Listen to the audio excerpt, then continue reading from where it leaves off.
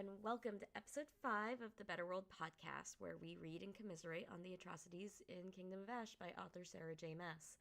I am your host and main victim, Sel, writer and director of The Better World, a not-for-profit fan film inspired by Throne of Glass.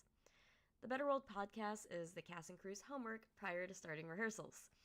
We'll be meeting roughly 3 times a month to discuss chapters, character development, and just get to put in time seeing each other. I wanted to make a concerted effort to do that since our production team is scattered around the world. While most of our folks are in the East Coast United States, our wardrobe director is in Canada, and I currently live in Japan. I have with me today Lauren, who is playing Aelin, and I'm really excited. She's been with us for another episode 2, and I'm always glad to hear of her thoughts on these chapters, seeing as Aelin is our main character. So why don't you introduce yourself, Lauren? Hi, my name is Lauren Carter Riley. I play Aelin, and I wasn't in the last episode. Well, I was, but Aelin wasn't really in the last episode, and now there's lots of her in this episode. And so much has happened in these last, the chapters are so short, and yet so much is happening. And yeah, there's a lot of stuff to get into with Aelin, especially in this episode. So I have hot chocolate with a lot of Baileys in it, because it is currently sleeting where I am, and I am in Massachusetts. I kind of wish that I knew that I was gonna get snow. I live in a part of Japan that very rarely gets snow. The last time I lived here, there was a snowstorm where Lauren can't see, but I'm doing quotation marks. There was there was a massive 2 inches of snow. It was the first time that it had snowed in this area in 8 years, and the entire city went into lockdown. So you would actually get arrested if you were driving. Wow. Yeah, it was great. It was wonderful. So I just had 5 snow days because I couldn't go into work. I don't think we've had anything that severe, but I'm not complaining because we have had, I think, a record of 500 individual forest fires in Massachusetts alone this year, and all of them are man-made, and we were in a drought All for the of longest them time. are So man-made. Oh no. all of them were man-made. They were all from people that were incorrectly doing clear burns, people smoking cigarettes and throwing them. I mean, we have all these leaves, which are beautiful, but then they fall on the ground and they're basically kindling. Yeah. So we Yeah. had some problems. Luckily, nobody's been hurt. No damage has been done that's too severe, but it was really fun smelling it every time you left your house, and then you'd go into town to work and be like, "Did you hear the golf course is on fire?" Oh my god. So, I was actually in California during the 2020 Northern California fires. Jesus. So it's fun because when I got married to my wife, there was literally a forest fire in the forest that we got married in. It was controlled, but it was definitely 5 miles down the road. like, That's not that far away. yeah. So It's close. it's great because for our wedding, the skies were clear, and then a wedding that our photographer did 3 days later, all the skies were orange in the same exact I mean, it location. would have been very aesthetic to just have a wall of flames behind your ceremony, but I'm happy that you had a clear wedding day and Yeah, also didn't have to deal with the forest fires. it's fine. There was just a tinge of smoke in the air as, we were just kind of sitting there. Yeah. Anyway, so fantastic. You are drinking Bailey's? I am drinking hot chocolate with Hot chocolate. Baileys and Kahlua in it, so. So because I am on the other side of the world, it is the morning, and I actually thought of having coffee with Irish cream in it because that's what I had yesterday, but I realized that I had drank so I had coffee with Irish cream in the morning, and then we went out and we had a few drinks outside, and then we came home and my wife finished making her homemade eggnog. So Ooh. I actually ended up drinking like a whole lot yesterday, and I realized I really didn't want to drink today. I just wanted to give my stomach a break, so I'm drinking spiced tisane. um, Listen, we a smart decision, sometimes you have to make boring smart decisions as an adult. yeah, So I've got a I whole I teapot and support your everything. spiced water. My spiced water. Yeah, listen, this is my life now. I'm old. um, Happens to the best of us. okay, so every episode we have a theme for all of the chapters we will be reading, and this episode's theme is going to be back to business. So Yes. we've had like a bunch of drama happen, and I mean like this whole book is drama, but like now we're kind of getting recentered and refocused back to the fact that there is a war happening. Well, we're also quite literally getting the band back together. Yes, we are getting the band back together slowly but surely. So yeah, it's going to be a process, but also I can't believe how much of the book that we've gotten through, but I also can't believe how much we still have to. Yeah, we're not even halfway through, and I feel like so much has happened already. So much has happened, and also there's so much more that will happen, and also sometimes there are chapters where it feels like nothing has happened. And it's finally, stuff is starting to all interconnect, because there's so many individual storylines going on. Yeah, I got really excited once, like later on in the book, once characters start meeting up again together, because I'm like, I am tired of like trying to decide where the location is that like all of these different storylines are. But I mean, like, They are so spread out, though. Yeah, like, I mean, it's kind of one of those things that it makes me wonder if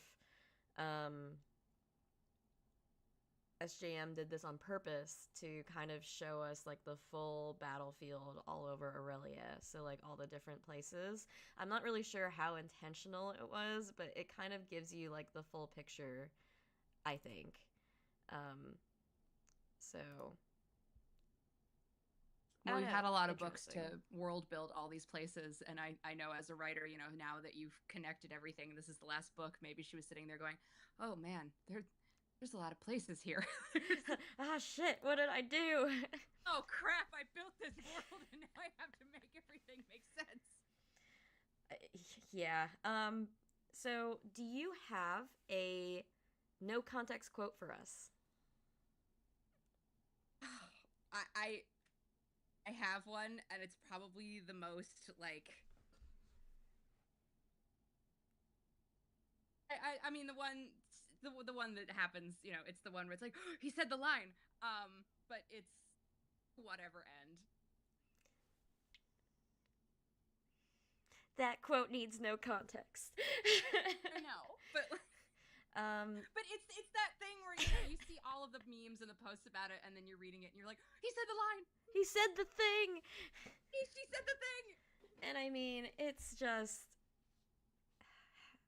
I don't know. It's such an iconic line, and that whole chapter just gives me like warm fuzzies. Yeah. Despite everything else that's happening in the context. It's true. Like let's erase the context and we just like kind of think of everything else. Moment. I don't want to think about the context. I think my no context quote is, "Who do you wish to be?" Ooh. Which I think is pretty applicable to these chapters as well, even though it is in one specific chapter. So, yep, that's my no context quote, and I will hopefully not ruin it as I have in the previous like 3 times I've done this. But yeah, so let's get started in chapters, and we will focus on today's theme of back to business and kind of see how everybody shifts their perspective back to what they're actually supposed to be doing in their various locations. God, stop the drama. Let's get back to plot. It's like, guys, there's a literal war Yeah. happening. Okay. And there's people that are dying. You know, if you forgot. So yeah, so we start off in chapter 32 after all of this drama with Aelin and Fenris and everything, and so we're back in 32, and there's Dorian. He's my man, so I'm very excited. It it picks up a few days after he changed his eyes from blue to brown, and the 13 are in their various stages of mourning his blue eyes He's always going through it, isn't he? Until they come back, and he realizes that he has a very difficult time of harnessing that wild shapeshifter power. It's and he kind of goes through like a little bit of an inner therapy session where he realizes that the reason that he has trouble reaching for that power is because he used to be that wild, reckless young man, and with everything that has happened to him, he doesn't want to let go anymore. He wants to keep everything in. He wants to keep everything close to his heart, and that goes directly against what the shapeshifter magic is asking him to do. Just such a great metaphor for like dealing with emotions and dealing with your past and like finding balance, because you can never truly fully let go, but you should never like keep everything in. Ugh. Yeah, I know I've said this before, but I absolutely just love Dorian's arc in this book, in this series. It's such a positive masculine arc for him. Out of all of the male characters in this series, I feel like he goes through like the most positive change. I think so. The I end, agree. at least. Yeah. So the Dorian is still with Manon and 13 and the Krakens, and they're headed to Eelway to try and help the war band of Krakens that were with the Eelway rebels. And well, this is, you know, I lasted all of 30 seconds before I get to say my line. It gets repeated a lot in the next couple of chapters, but Glennis asks him when they're talking about his shifter powers, who would you wish to be? Right? And so it kind of follows through with him in the next couple of chapters of who do you wish to be? And he realizes that that's why he is having trouble a little bit, because he doesn't really know who he wants to be. He just wants to be not him. Oh, and God. That is kind of, it's such a great way to say it, but I'm just like, oh. My heart. Yeah, as soon as he realizes that he wants to be anybody but himself, he actually turns into like the complete opposite of himself. He gets like blonde hair and green eyes, and everyone's like, "Oh God, that does not suit you at all." But he kind of understands that that's what he has to do. He has to imagine the thing he wishes to be in order to use that shifter power, and the idea of realizing that it's anybody but himself is, I don't know, that kind of really like hits me in the chest. It's in a way, it's such a Disney princess moment for him. It is, in like a really weird way. Think about it, like he's sitting around with all these old wiser women, and they're like, "Be who you truly are," and it's like his Lion King moment. It really is. Yeah, and Manon gets a little bit of character development in this chapter as well, because Glennis kind of asks, "Have you ever seen the Wastes? And what are you gonna do when you get there?" And Manon and the 13 kind of realize, well, we never really thought that far because we never thought we'd ever go home. Right, which is It was just, we just need But to also, get like, home. Manon not thinking further in the future, just sort of acting in the moment all times. All times. It's just her, like, planning. What is this? No, I do tactics, like, not strategy. I don't know if anyone's ever asked her that question. So of course she's never had to think about it, because none of them are like, well, what do we do? And then someone else is like, well, if it's like, what are you gonna do? That's true, and I think it's kind of interesting because this really goes to show how little Manon knows about being a queen. So like I feel So like true, though. if you asked Dorian, right? Like he would tell you, like if he wasn't so focused on himself, he'd be able to tell you what he would want to like what direction he would want to take Otterlin when he gets back. Right? Like but if you ask Manon, Manon's just like I don't know, I think our city's in like rubble, so maybe like Maybe I don't know, maybe rebuild it. I don't know, like rebuild it. Like, and so I feel like also it's forcing her to look at like the possibility of her having a future, which I also don't think that maybe she's ever considered. Like, that's true. I don't think she's ever really thought about that. That's a good point. Yeah, so if you don't ever think about living longer than like the next 10 days, do you ever think about what you're going to be doing in 5 years? Or like, and if it's 5 years as a queen, like what are your goals? Like what do you want to accomplish? Like what kind of government do you want to have? So I like how they're both growing individually in this chapter. It's really it's honestly really cute because they both see each other's growth even if they themselves don't see their growth. They're both on their own journeys, but like that's the true, like that's true love, is like seeing that your partner is changing and being supportive of it, and also like being like there's stuff that I have to change if I want to have a future, and it's with this guy. Like God, this guy. Yeah, so that leads right into chapter 33, because right at the end of chapter 32, they find out that everybody in the warband that they were going to go help is dead. Yeah, and I'll be honest, like, this chapter,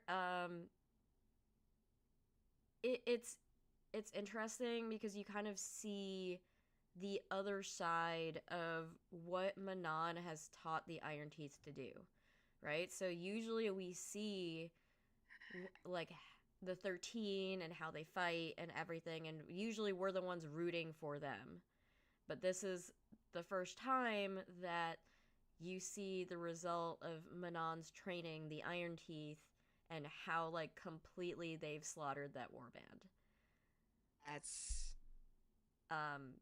yeah. Yep. Yeah. And that's just yeah, so there's obviously a little bit of tension in between the Krakens and the 13 because the Krakens still blame Manon for this. The 13 are very protective of Manon.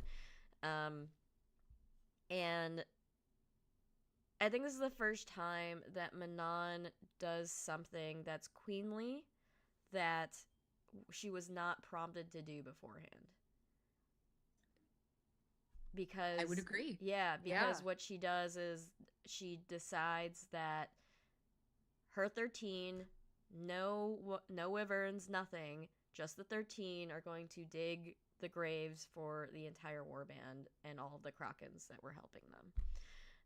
So that is the first time that I think that the guilt since they killed the 2 Iron Teeth legions to get into the good graces of the Krakens, this is the first time that like the guilt has really warmed its way in, and that she sees the full ramifications of every action she's done so far up until this point, and it's just, and now she has to find a way to like placate and also her just actions. And also live with her actions, right? Like I feel like she's trying to atone for this, and this is the only way she knows how. God, you know, it's just so much growth in like a very not long chapter. No, it's not. Especially because like literally it just skips the next section where they've done this, and they kind of just gloss over like the whole grave digging and everything. But the main point of this section is that they sent Kraken messengers to the royalty of Eelway, and the royalty of Eelway not only said they didn't need help, but also that they wouldn't be able to provide help. Like, they are pretty much just hanging on for dear life, and they have other things to worry about, and the war in Terrasen is not one of them. And if you kind of think about it, because all the way from the first book, you know that Ilwe, which is Nehemia's country, like, has been fighting against Otterlin the longest. Like, it is Yeah. kind of amazing that they haven't broken yet, right? Because Terrasen broke Right. ages Especially ago. with like the added conflict of like a full-scale war. Yeah. So Dorian kind of realizes that he's running out of time. Like, he needs to go get the third word key. He needs to make sure that this war ends, like, soon, because they're not getting help from anywhere else. Which was a great time for his powers to kick in. Right. Like, Well, the thing is that, like, it doesn't really, like, kick in exactly. He's thinking that he needs more help first, so he wants to talk to Gavin again. Yeah, but he does kind of like understand it better. Yes, he does. He does understand it better, and he understands that he needs it in order to go to Morath. And so he wants to talk to Gavin to talk about Morath a little bit, and he has a very surprising guest instead, Kaltain Rompier. And let me tell you, I was definitely in the we hate Kaltain Rompier in, like, book 1 and 2, I think. And I was so far away from our we're at. What? It was just so far. I mean, like, thinking about for where we're at book 1 versus. Oh yeah! Oh my now. God! So much has happened, and like just like remembering. I think it's in book 4 what happened to Kaltain, and like just like even though we didn't really see her growth, we saw like point A and point B and not the journey in between. The point B was so far removed from point A that it was stunning, and you get to kind of have a little bit of closure here with Kaltain, because honestly, like, Dorian was a dick to her, and it was, like, it's just kind of, he wasn't expecting her here, and she treats him like, she accepts his apologies for what he did to her and how he didn't help her, but she also doesn't really want it. Like, she's like, I don't need it, but thank you. That's a good way of putting it, because she does. It is one of those apologies where it's like, I can't not accept this, and I'm going to accept it, but this doesn't really change anything how I've felt. Yeah, or how anything really is. But, thanks. Yeah, and this is worthless. Is this an apology? Like, is this an apology? But of course, he wanted to know what he was going to face in Morath, and if anybody was going to know what he would face in Morath, Kaltain Rompier would, right? Especially because she was the one holding one of the word keys for the longest time, so she knows kind of exactly how Erewhon operates and is able to give him a bunch of advice for it. And this is like kind of a little bit of a, how do we say this? A little bit of world building, but SJM mentions that there are other like pantheons of gods, and that one of those gods from one of those other pantheons is the one that like holds the afterlife. And it's one of those that's just like, is that actually the afterlife, or I don't know, like, or is it so? Yeah, right. Is it like the afterlife, or is it like just a different plane? You yeah, because it kind of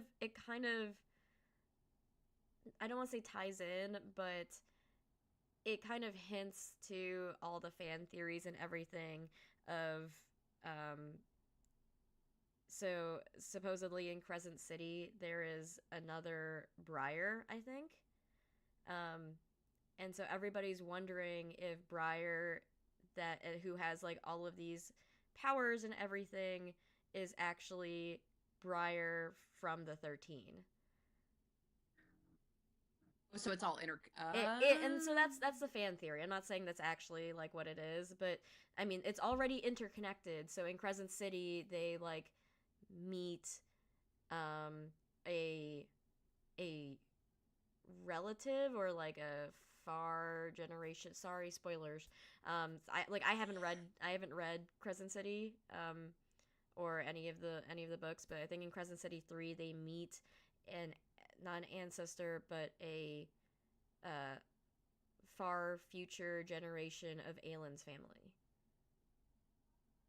I haven't read Crescent City Yeah. either, so this is So all like it's fascinating. yeah, but they also meet Nesta. I'm like I can't comment.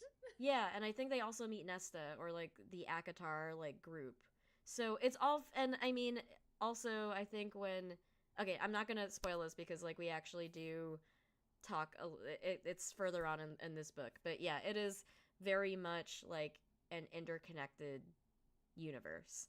Yeah. So I don't know. I think that's really interesting that this might be like one of the first times that it kind of mentions that there are other, I mean, they do mention that there are other worlds, but that there are actually other planes with other gods is interesting to me.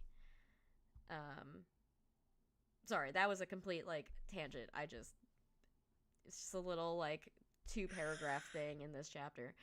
Yeah, but it's also an interesting thing to think about where it's like, if she didn't want you to think about it, why would she put it in there? Exactly, right? Like as an author, you don't normally put something in there unless it means something, really. Right. Especially or something like that's kind of like to interconnect yeah. Because you know that people are going to take apart everything that you put in your chapters and be like, but what does it mean if it's this? Exactly. But I think my favorite part of this chapter is when Caltaina's talking about the collar, and Dorian goes, "How did you break free from the collar?" And Caltaine goes, "Because I didn't deserve it. Like, and I knew that." And so I'm just like, "Oh, my baby boy, he thought he deserved the collar. And that's why he couldn't break free."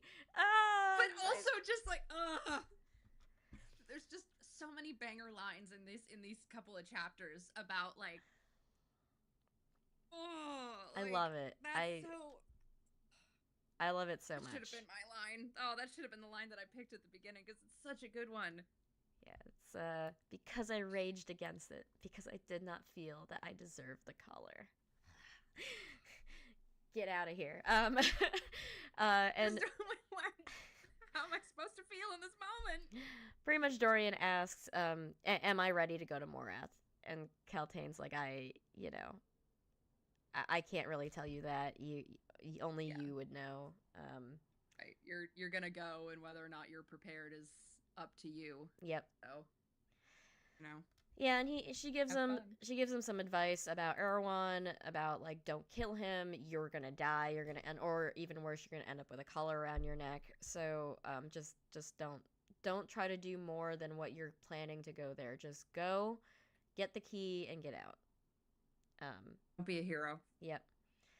And we call back to my quote, "Who do you wish to be?" And he finally says out loud who he wishes to be. And my poor baby boy says, "I want to be so worthy of my friends." And then he says he wants to be happy. I love him so much. I love Dorian so much. We also want you to be happy, Dorian. I know. But when he realizes that he is actually able to completely change his form into a raven, which is the first time that he's able to do that. So not just change his hair or eye color, but completely change his form, just in time for Manon to be like, "What the fuck you doing, bitch?" My boyfriend turned into a bird. Man, that sucks, My girlfriend buddy. turned into the moon. My boyfriend turned into a bird. That sucks, buddy. Okay, and so after Dorian is finished playing dress up, we go. His magical girl transformation. Yep. We finally come back to, the actual war where people are like dying by the hundreds because they did not expect like 50,000 men to show up. Yeah, we were talked about this the last time I was on the podcast, but just the sheer numbers game of this war is mind-boggling.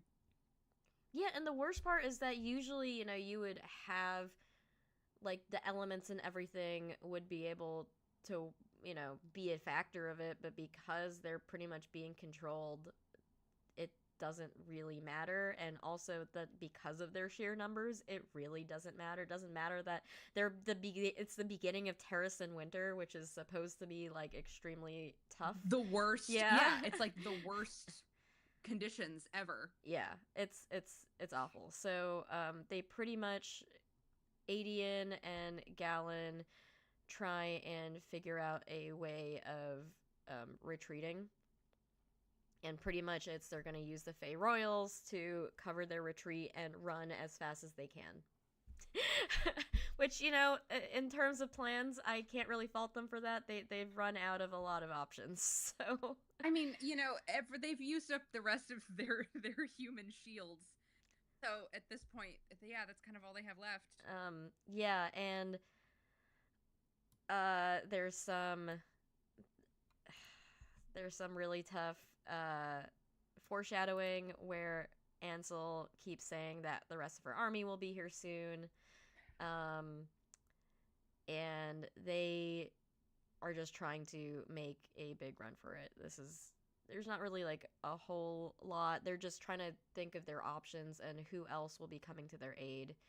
And Adian is kind of really despairing because he doesn't know if they'll ever find Aelin. He doesn't know if Dorian will be able to retrieve the third word key. He doesn't know if Manon can bring any of the Krakens. He doesn't know where Ansel's remaining forces are. He doesn't know where Rolf and the Mycenians are. So he's just like, it's just us. Yeah. Like, we are the last he's line. At the end of his rope because there's so many factors of things that should be there, and he doesn't know any of them are going to happen. So now he's like, what are my options? I have none. Yep. And just as they, and the fact that he goes through a retreat this soon, this fast, and he realizes that it doesn't really matter how much training he has, they're done here. Like, this is not working, and they have to retreat. And we shift to my least favorite part in this entire book, I think. Because I just want to punch Adian. But we get to Lysandra's point of view. And this was the beginning of this section is so visceral for me. Like, Lysandra is so tired that she is a horse and, like, can't think about anything else except walking. And there's a young man that's on her, and he died, like, hours ago. And he is frozen solid to her back. Like, it's so visceral. Like, it's just...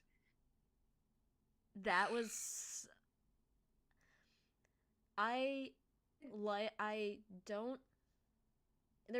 are many times where I don't think that Sarah J. Maas is a good writer. Like, I'm sorry, like, I just don't. Facts. But no, facts. But we can say it. But this was a good scene to kind of like really hit home not only the state of their army, but the state of Lysandra's like exhaustion. The fact that she just doesn't care anymore. Yeah. It's ugh. Yeah, and nobody was helping the horse at all, until finally she like goes into is it Ren's tent or is it Adian's tent? I think it might be Adian's tent. Yeah, he goes in. Oh yeah, it is Adian's tent. Yeah, she goes in the Adian's tent, and everyone stares at her, and then she remembers that she's a horse. You ever forget you're just a horse? PETA, the horse is here. Yeah, so yeah, and she just she changes back into her human form, and Ansel throws a cloak over her, and they're like, "Where have you been?"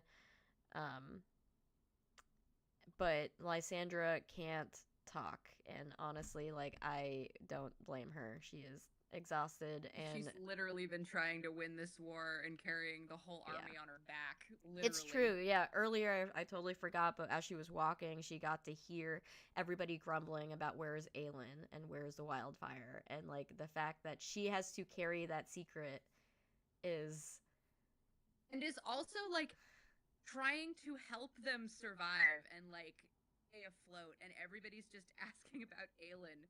yeah, I and would it's be like so pissed. she's just like, To know I'm that not I'm doing Aelin, and I'm this sorry, much. like I can't, but I need to. Like, I'm sorry I can't be Yeah, your savior, even though I have been literally saving everybody's ass this entire time. yeah, and so Ansel and Galen and Ren all leave the tent. Ren's going to go find her some food. My God, like that man actually really loves her, and I'm just like, why didn't you marry Ren? Like, why'd you have to marry Adian? We asked this the last fine. What are you doing? Yeah, and Adian just says like your plan was bullshit, and it's like, what were you expecting?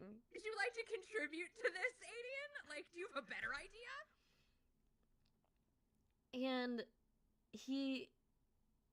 And like I know where he's coming from, and I know where his anger is coming from, and it's just he's just frustrated that Aelin is like probably dying or dead.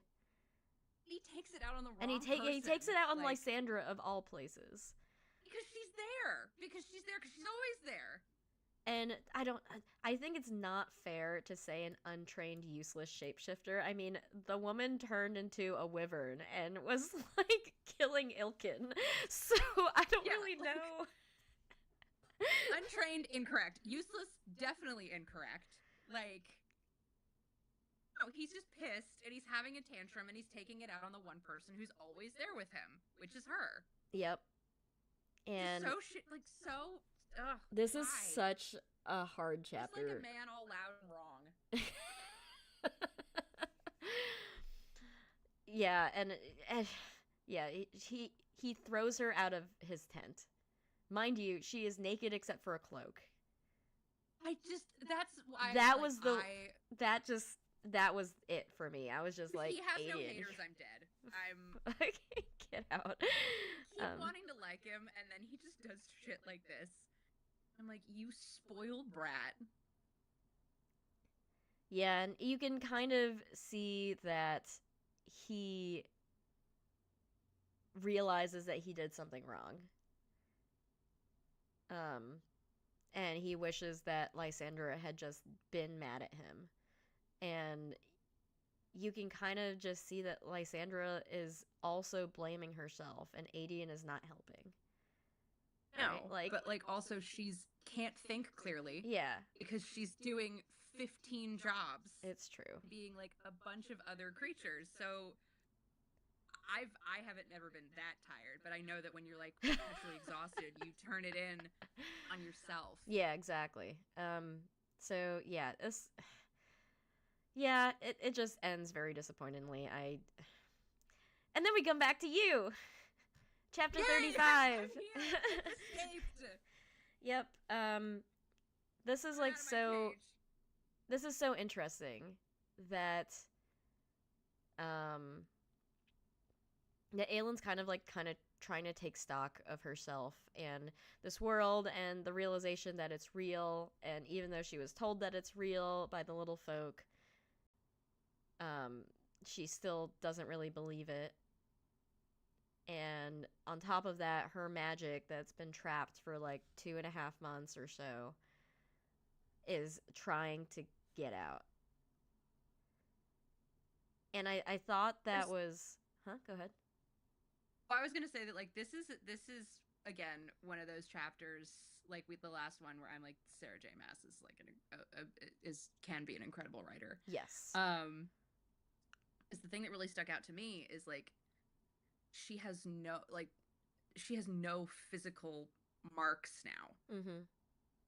And that really like that stuck in me because she's an assassin and she trains and she's got scars and cuts and bruises and indents, and we all have them. And then to just not have that that would creep me out so badly. Yeah, it's kind of uncanny valley, and also it's it really lends to the ickiness of like the horror of her not knowing, I think, like, even if any of her life was real. Right. Because because we all have, oh, I fell out of this tree when I was like 5 and I have a mark on my arm, or like I have a birthmark, or I have freckles, or I have a mole. And to like, you're just this like blank canvas, and it gives me the ick. It's yeah, and just her trying to come to terms with that is, yeah, and her trying to also come to terms with the fact that Rowan had come to get her. I know. After she told him, "Don't come get me," but he did. He did anyway. I know, but he did it anyway. I love it. I Like a love man that. Loud and wrong, but I forgive him for this one. The man has one goal in life, and it is to live happily with his wife. And you know what? I love that for him. He's like, fuck Terracin, fuck everything else. I want to live with my wife. Yeah, he's a that's my wife guy. Yep. And he will go to his death. And luckily he didn't. But yeah, after being specifically told, don't come and get me, don't come look for me. Okay, I'm gonna come get you. Don't worry. Hang on, babe. Stay right there. Be right there. Yeah, just hang out. Hang out in the coffin for a little bit. I'm working on it.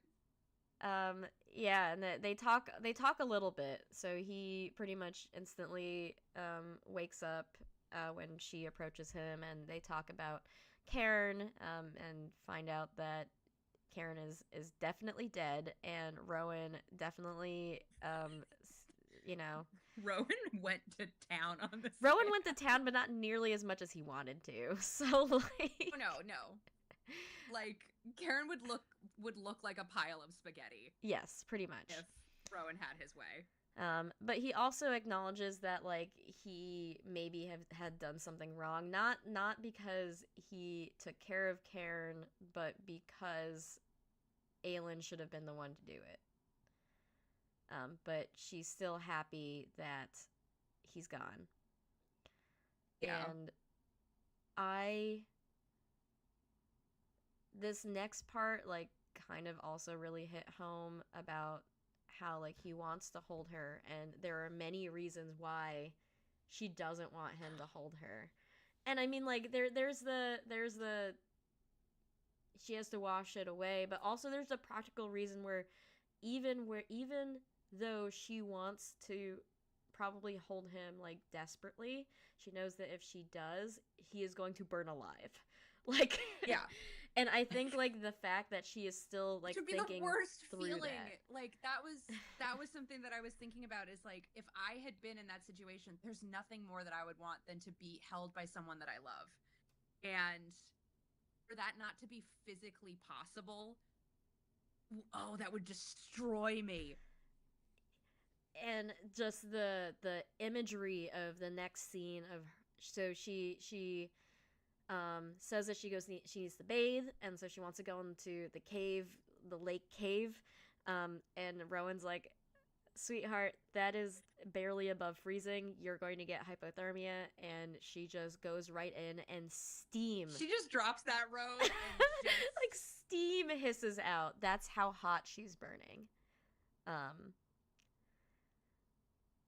And I think that if I had the SFX skills, I would love to like do this scene where like the water glows as she's like swimming underneath. That would be so Be powerful. so Oh my pretty. God. Oh my god, I can't. So it's one of the imageries that like I really like, and cinematically I can just like really see it in my head. So whoever's out there who's going to make this into a movie, because I can see that happening, like make sure this Or you scene could is just give us your money and we'll figure it out.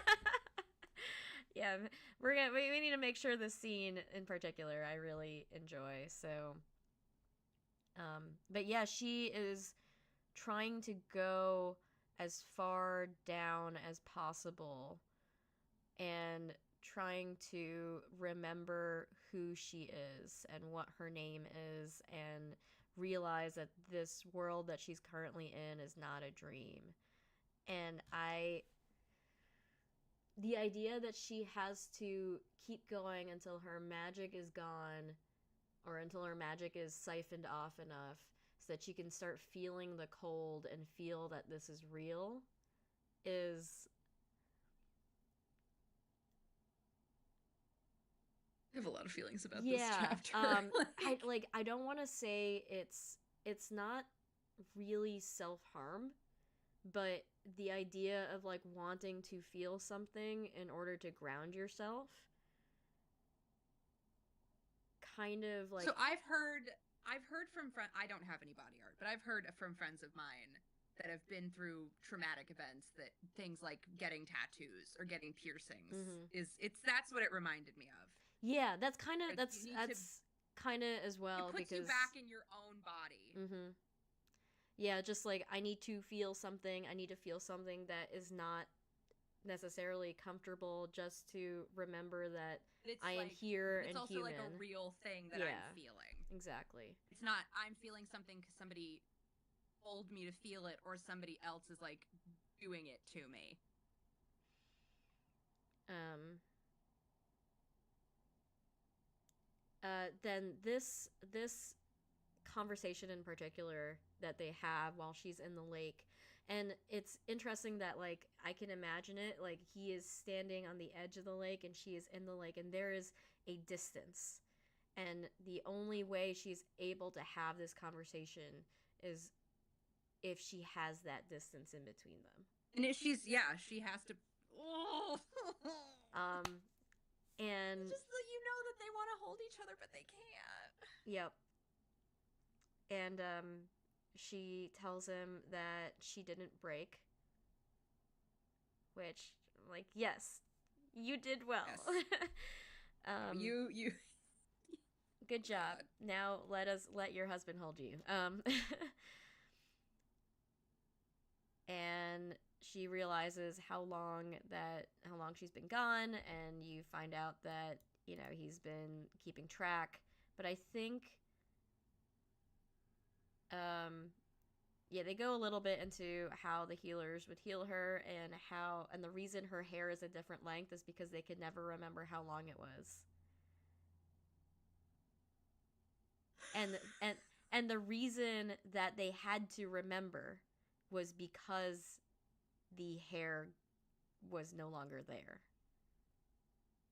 Like that's kind of the implication, right? That they would have to regrow her hair because her hair was not there. And the same thing with the skin, right? Like that's why she has no scars or anything, because they would have to regrow her skin.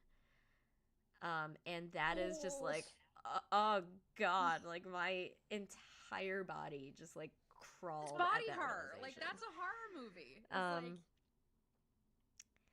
And of course, Rowan's doing his cool, like, I'm gonna kill all of these people who hurt my wife, like, internal monologue.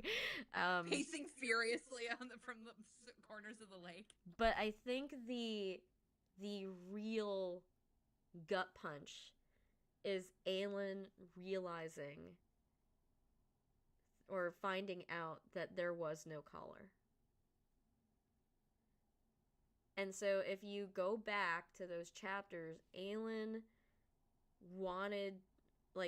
was ready to die rather than get a collar around her neck, and that's literally the only reason why she escaped or fought back or did anything. She was intending not to live past the flaps of that tent. And Rowan has a very difficult time with realizing that his plan was the reason for why Aelin almost essentially committed suicide. I hated it. I hated it the Yeah. first time I read it. Hate it now. But, like, oh god. That it was have the best of intentions and then realize that that almost led to like your And she doesn't say anything really. Like, she just confirms there was no collar, and he tries to stammer out an apology. And this eruption that she has underneath the lake, so she sinks beneath the surface without responding to him, and suddenly there's just a flash of like light and fire, and it's almost like when you it reminds me of when you scream into a pillow. Oh yeah, kind of, but like, you know, I think we've all gone underwater before and like screamed in the pool. Yeah. Like just to, like joke around. But yeah, that Yeah. And but then when she comes back, it's like she is reset again. And she just acts like it's not a big deal, even though it was. Yeah, and she just tries to push it all away and try to bring it back to what is the status of everybody and everything. Like, catch me up. And she's immediately, like, now that she's kind of reset herself, she's like, okay, well, now we have to rethink about winning this war. Right. Gotta, like, you can't fall apart 100%. And they kind of start exchanging information because, well, there's a reason why Maeve was raising an army, and Aelin doesn't think that it was just to guard her. So, but they don't know what Maeve is going to use that army for, whether they're going to unite with Erewhon, or they're going to just take advantage of the fact that Terrasen is in a war already. And this is also another line, I think, that gets repeated again later on. But Aelin tells him, "I'm so tired, Rowan." And he says, "I know, Fireheart." And I'm pretty sure that, like, dialogue gets repeated again at a later part in this book. But I'm just like, my heart, my baby. It's fine. Know. This whole chapter was so hard. This was a really heavy chapter. It was one of the longer chapters too. So yeah, so you just have to like get through it, but also you have to get through it. Yeah, I guess afterwards they everybody kind of like wakes up, and there is a boat that is being dragged by some sort of creature things that the little folk eels, wasn't it? Yeah, they're eels. Yeah. And the little folk have rustled up a means of transportation to the sea. And Lorcan, honestly, I'm with Lorcan on this one. This is kind of sketchy. And they're going to go like straight into like the dark caves, and they don't really know where the caves are going, and they're kind of at the mercy. After all they've been through, it's like, hey, get in this boat. Yeah, exactly. Just go with it, guys. It's fine. And Alid, being Alid, is the first one to take the brave step to go into the boat. Yeah, and they all kind of like go in there, and you find out that the reason that the little folk are helping them at all is because Aelin is the heir of Mab. So Queen Mab was the fairy queen, and because Aelin is her heir, she is also their queen. And the little folk kind of give her Queen Mab's crown. That the last time we saw it was when she was on Maeve's dais. Maeve put it on her, and it rolled off the dais and into the river.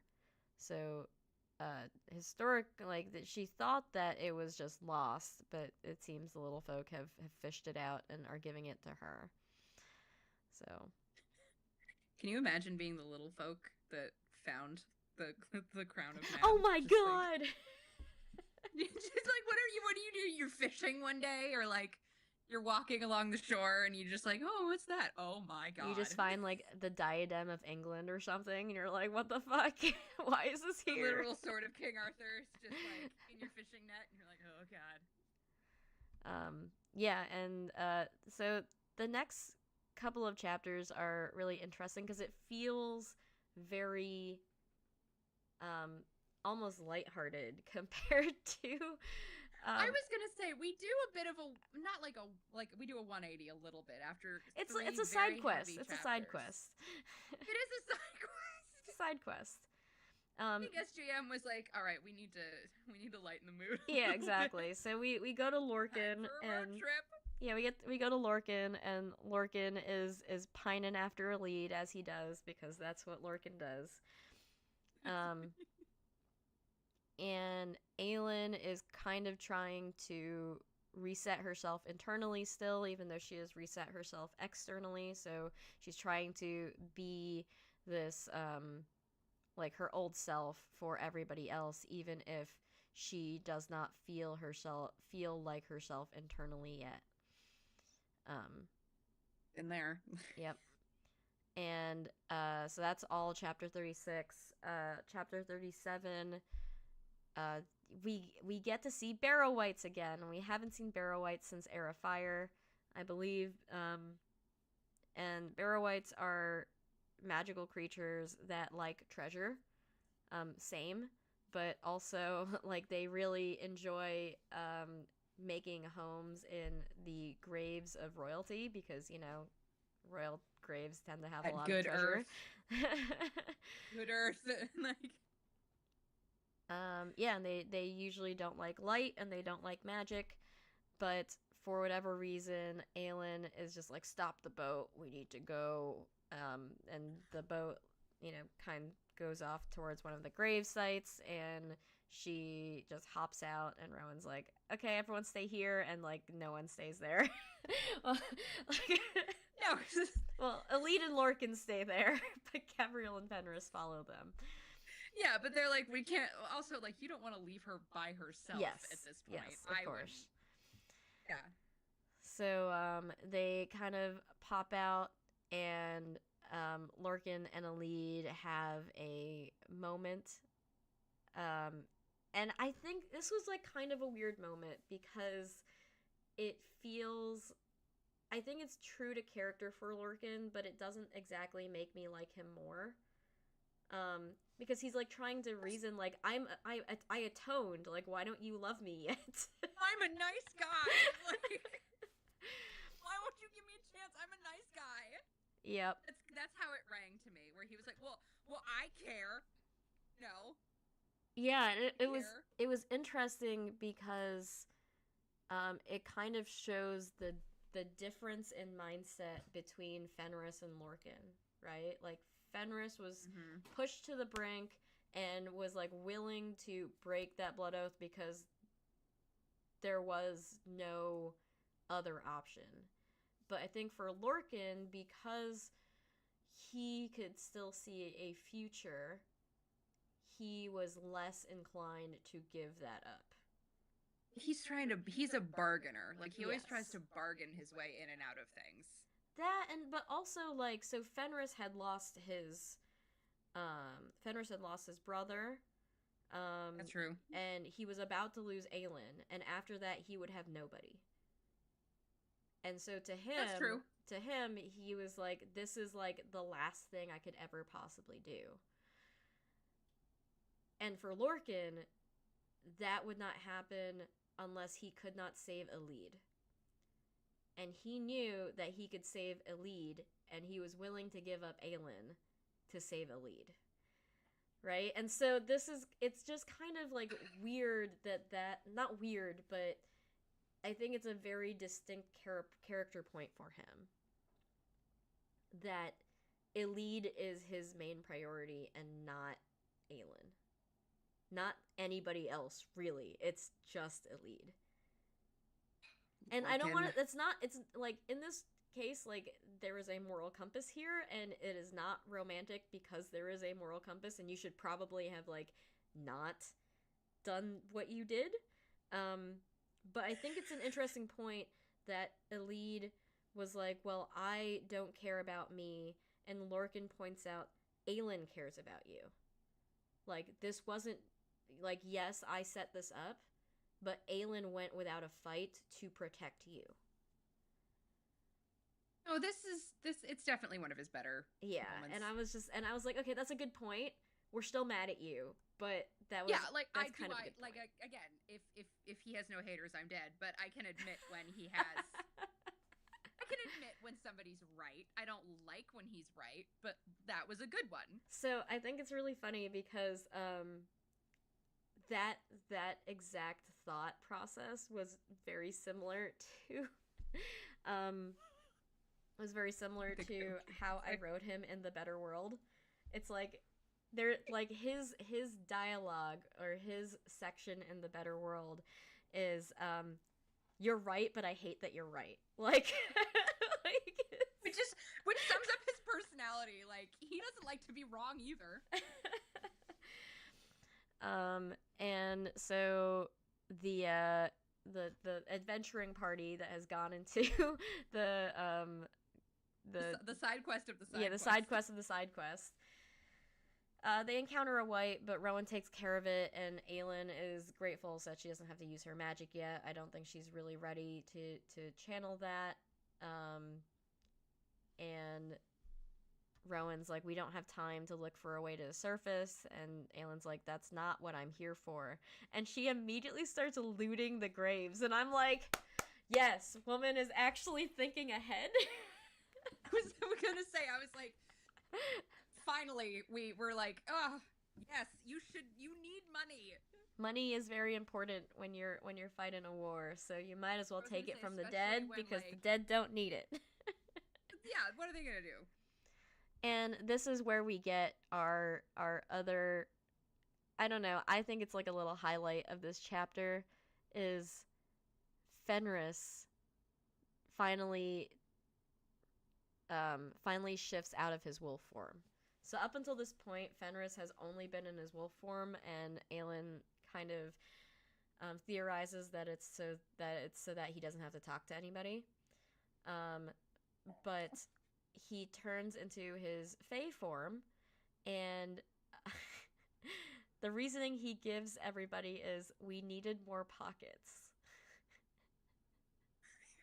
But you can tell, I love Fenris like, so much. I was just like, baby, I love Fenris so much. Fenris is one of my favorite characters in this book. And more pockets. Yep. And Aelin and Fenris communicate with their blinking. Aelin blinks 3 times, Fenris blinks once, and Rowan's just like, oh, it's a code. Like, that's how they. This is a bit that. This is a thing that they. This do. is a thing they okay. do. Like... Yeah, and they have like a little moment where Aelin and Fenris are actually able to talk. So this is like the first time that they've talked, actually, in the whole book, I think. Because he's been a wolf. Yeah. No. So he tended to her after Maeve. Yeah. Okay. He did tend to her. Yeah. After Otherwise, Maeve. but other than they that, didn't really like talk. Yeah. They didn't have a conversation. No. So this is kind of the first time that they're having kind of a heart to heart, and it's a whenever you're ready to talk, we can talk type of deal, which is very, very adorable, honestly. And she makes sure that he wanted the blood oath, and he reiterates, yes, I wanted this. I want to be a part of this court. I'm like, baby. But yeah, so they just start shoving gold in their pockets, and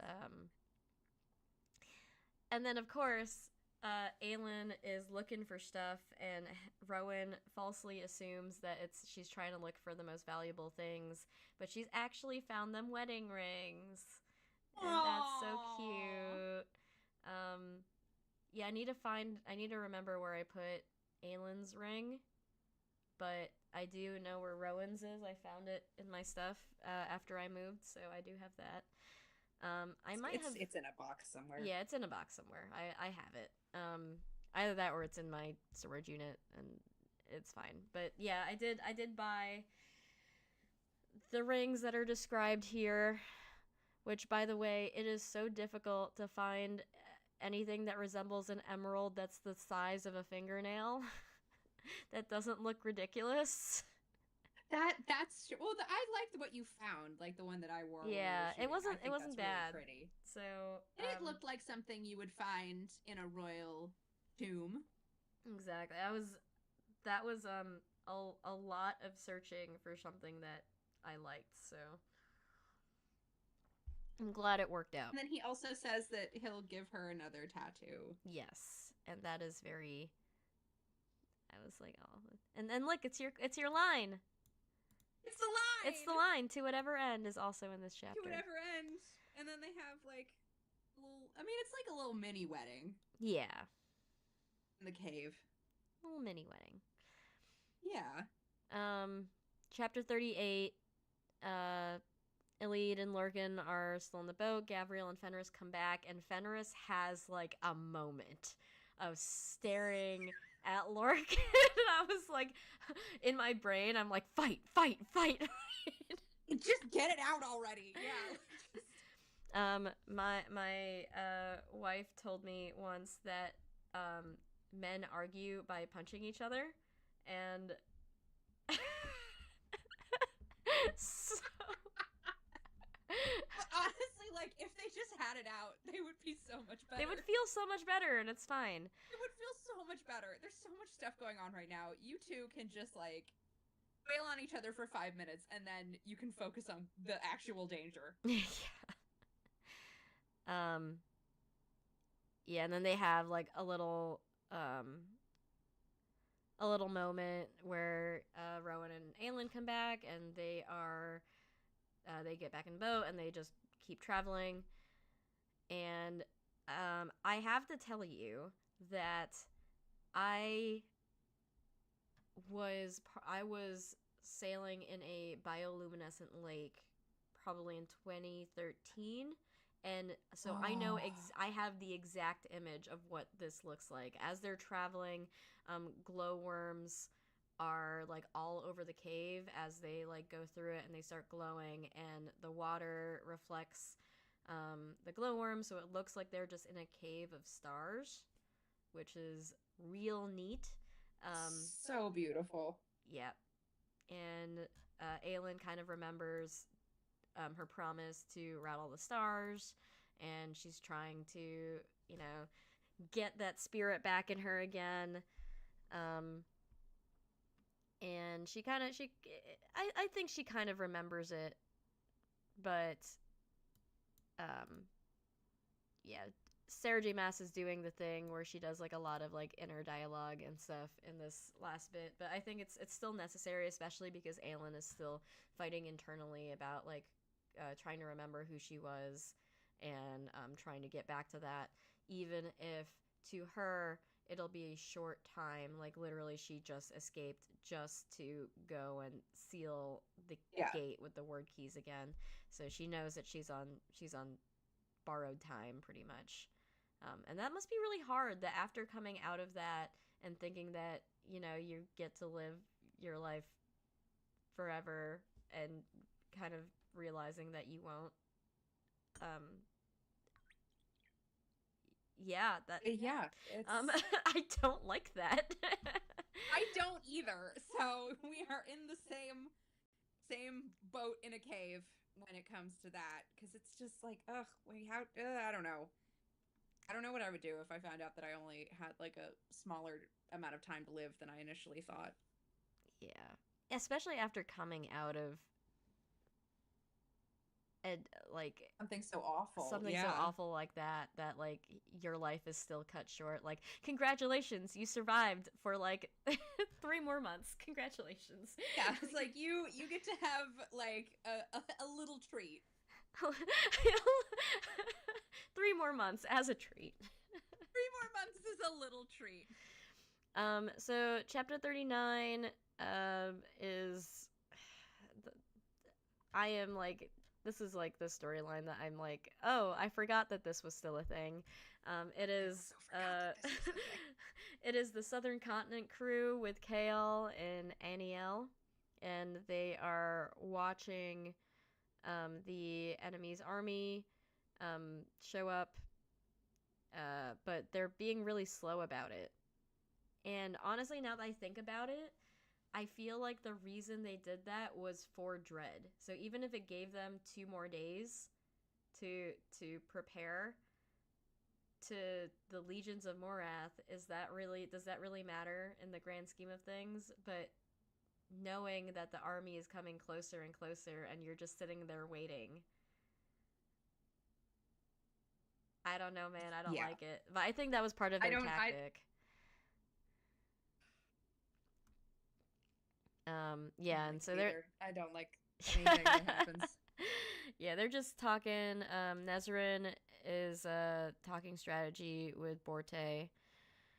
And they have like a little kind of a big sister talk about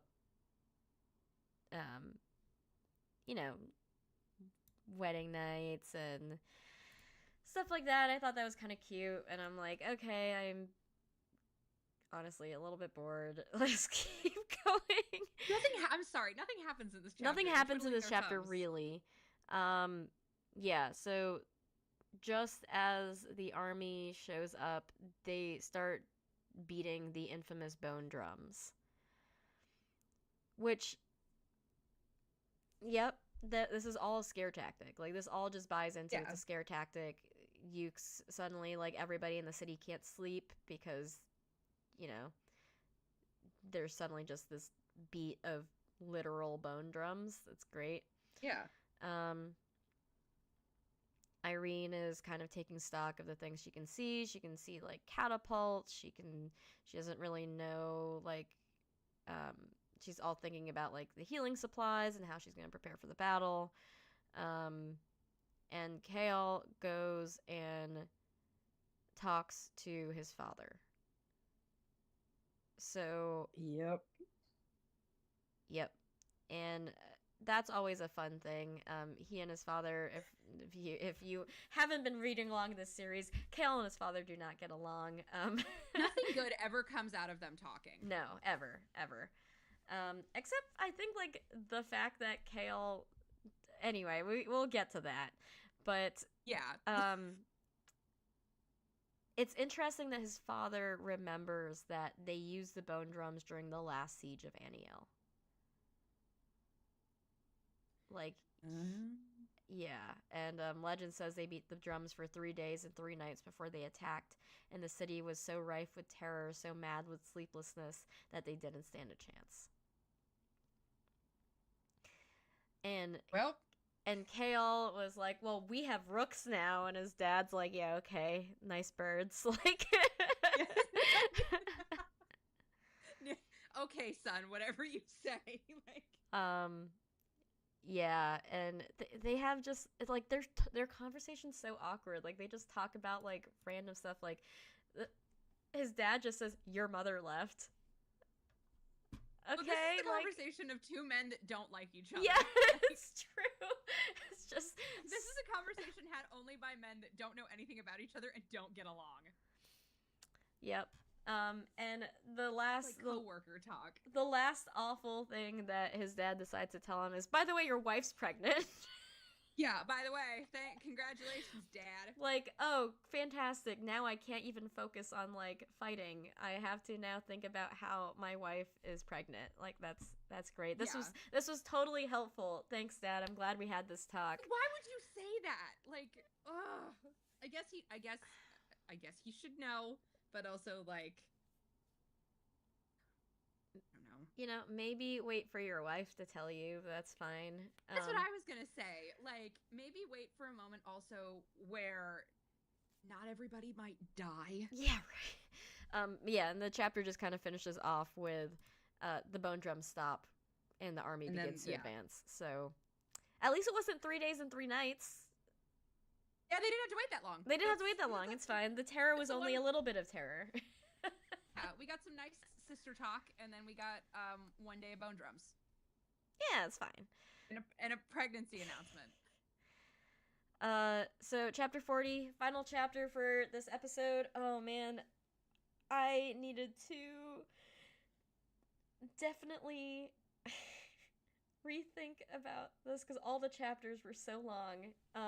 But it's fine. We'll finish this off. Chapter 40.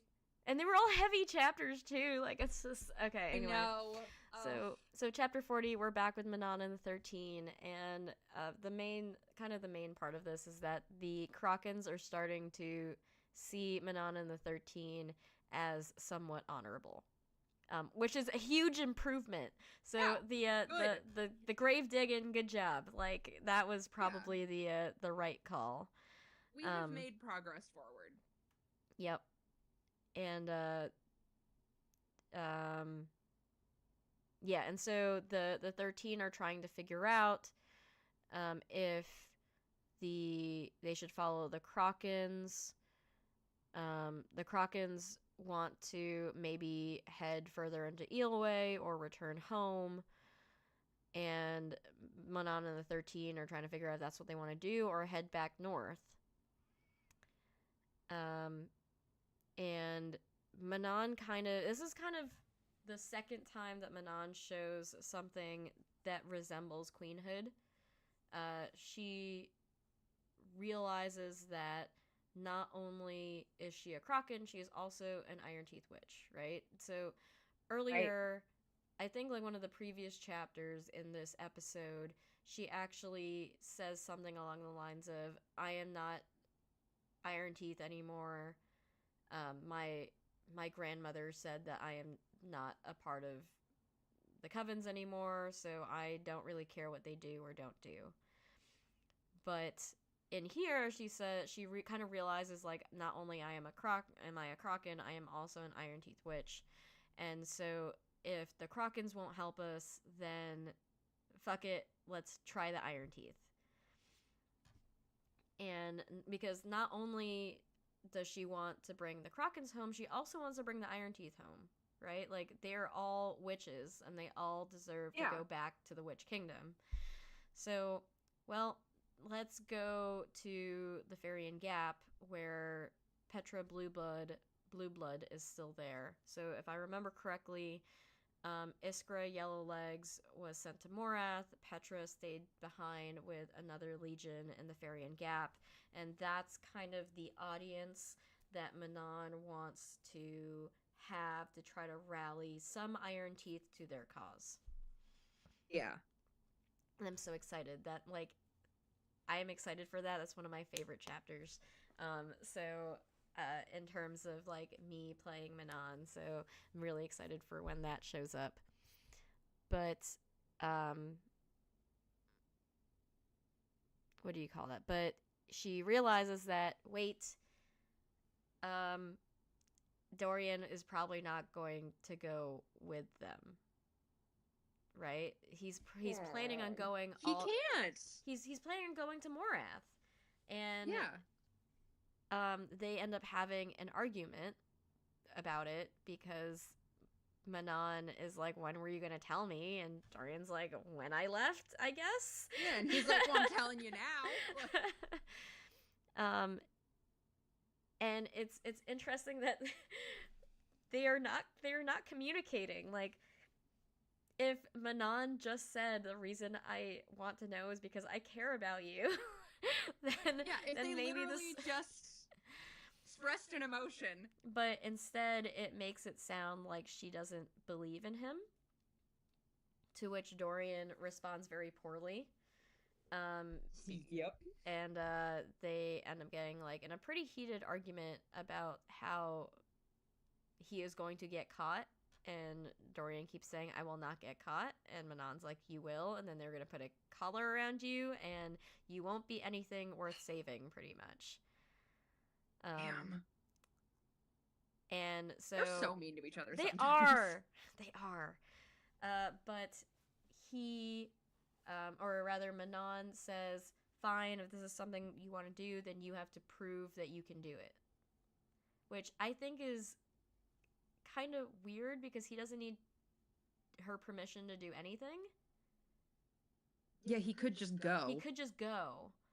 And so, but the way she says it, when she says, prove it to yourself, she kind of catches him with that, because that is something that he's been doubting, and because she had heard his conversation with Caltais and Rampier, she knows that he doubts that he can do it. So in order to, she kind of plays on that and reasons that if he's going to go to Morath, then he has to prove to himself that he can do it.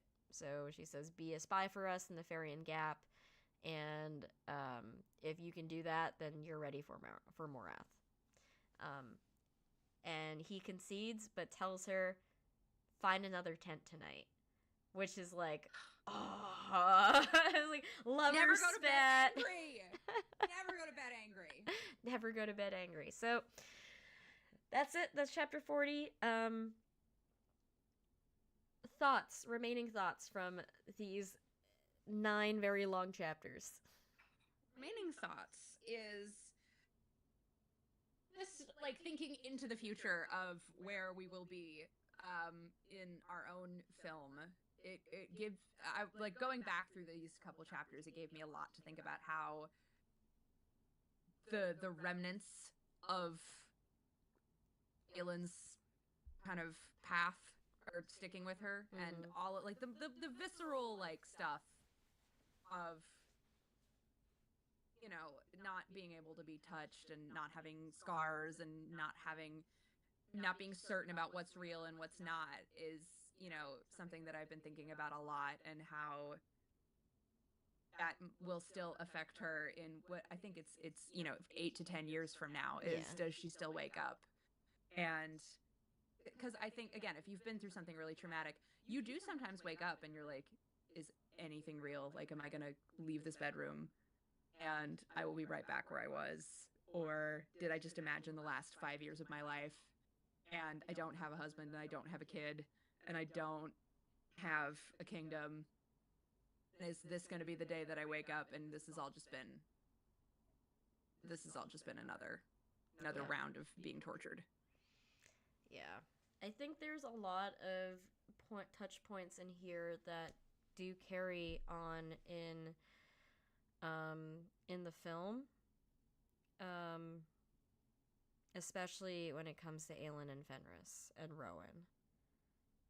So yes. Yeah, it's interesting, because I think the reason for that is that their relationships with one another are pretty much solidified here. Like, by this point, you kind of know that, I don't want to say there's no more character development there, but in terms of their relationships with one another, like, that's where they're at. Yeah. So you kind of know how they react to one another. Like, Aelin and Fenris have this unbreakable bond that carries all the way through probably the rest of their lives. Rowan will do absolutely anything to ensure his wife is happy. And Aelin is still self-sacrificing forever and ever. Amen. So, like, forever and ever. And it's true. I think that is interesting, and kind of one of those core parts of their characters, like I said, that don't change. Yeah, I believe a lot of these chapters really resonated with me when I was writing the script. And I think also the uncertainty that Manon feels now is something she also kind of echoes a little bit in the script as well. So she's still it, even though the script is 10 years after the events of Kingdom of Ash, 10 years to a witch is nothing, right? I was gonna They say they live it's hundreds of years, and so 10 years, like, she's still trying to learn what it's like to be a queen and what are queenly decisions, and also coming to terms with the fact that she didn't act like a queen for the majority of her life. And um and live with those yeah. decisions. So in the script, that's kind of where she and Elena, who is Aylin's daughter in the Better World, kind of bond over, because Elena is trying to think about how she can be a good queen, and Manon's like, I didn't think about that shit until, like, I lost the people who were, like, closest to me, and that's real queenly of you. like she's like, you know what, you're doing pretty good, kid. Like, Damn, yeah, it's like this kid knows what's up. so yeah, I don't know. I think it's interesting because the first few times I read these books, I didn't really think a lot about the path that Manon took to there's like something outside my window, took to become queen. Um, I just kind of like was cheering her on the whole way. But now that I'm doing some like in-depth analysis, I'm like, you know what? She really had no idea what she was doing at the beginning here. Like, she's really And a floundering. lot of the decisions that she made were not the right one. No, no. Yeah, and I kind of love that for her. So, the fantastic question that we ask at the end of every podcast, since we are nearing the end of this podcast, is who is the MVP of this episode? So we usually choose a character that we believe is the MVP, and I don't know. This one's kind of hard. Usually there's somebody that's like that really stands out. There is a standout, yeah. But because last time that we did this, yeah. it was Dorian. Yes. That was like the obvious choice. I think we all chose him. But this one was hard. Everybody's like going through it. Everyone's going through it, and like there were so many perspectives in this episode that I'm kind of, I don't know, like I'm kind of torn, because we get like 3 chapters of Aelin and co. We like, part of me is like, maybe Rowan. But, yeah, maybe but I don't, Rowan. But I don't really know. I don't know if I want to really give it to Aelin either, because she is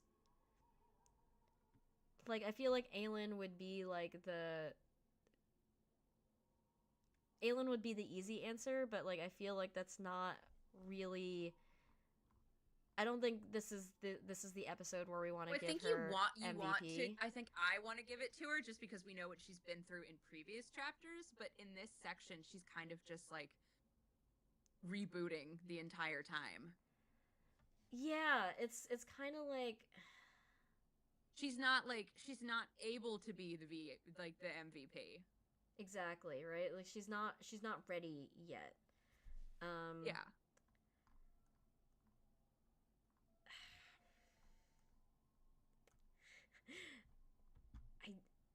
I don't know. Maybe Manon? I was going to say Manon because she made 2 pretty queenly decisions, as we've discussed in this arc of the book. And I think that shows, I think she had the most growth. I think that in the last chapter, you realize that there's still a lot of change that she needs to go through and, learn how to be a queen. But I think we saw like the boulders start rolling in that direction. So I would give it to Manon. We can do Manon. I also think it's like everybody has kind of like a moment.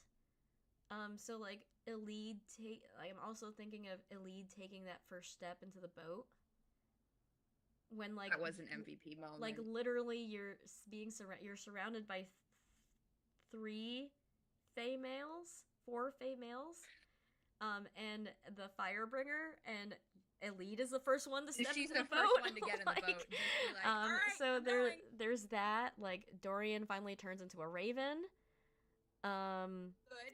Yeah, everybody had Like like Fenris, highlights. yeah, Fenris turns back into his Fey form and like kind of like overcomes that.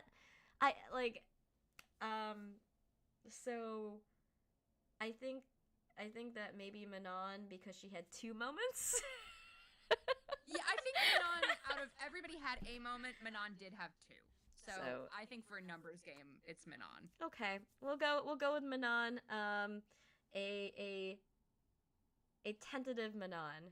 But everybody kind of had like a as we were saying, everybody kind of started getting back to business and remembering that there was a war going on and a plot, and hopefully we can start seeing more of that moving as everyone resets. Yeah, so that is our episode for today. Thank you guys so much for joining us. We love having you every time. This is one of our longer episodes. I need to, like I said, recalibrate some of the chapters because I think that, man, this was a really long episode. But there were a couple of ones where I was like, oh God, there's a lot of chapters that are really long. Yeah, but I think this is actually one of my favorite sections, really. You see a lot of character growth across the multiple like storylines and everything. So I think that they all kind of still made sense together. It was just a lot of long chapters.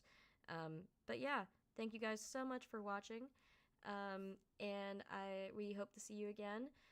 If you haven't already, please subscribe down below. Again, we are the cast and crew of The Better World, which is a not-for-profit fan film inspired by Throne of Glass by Sarah J. Maas.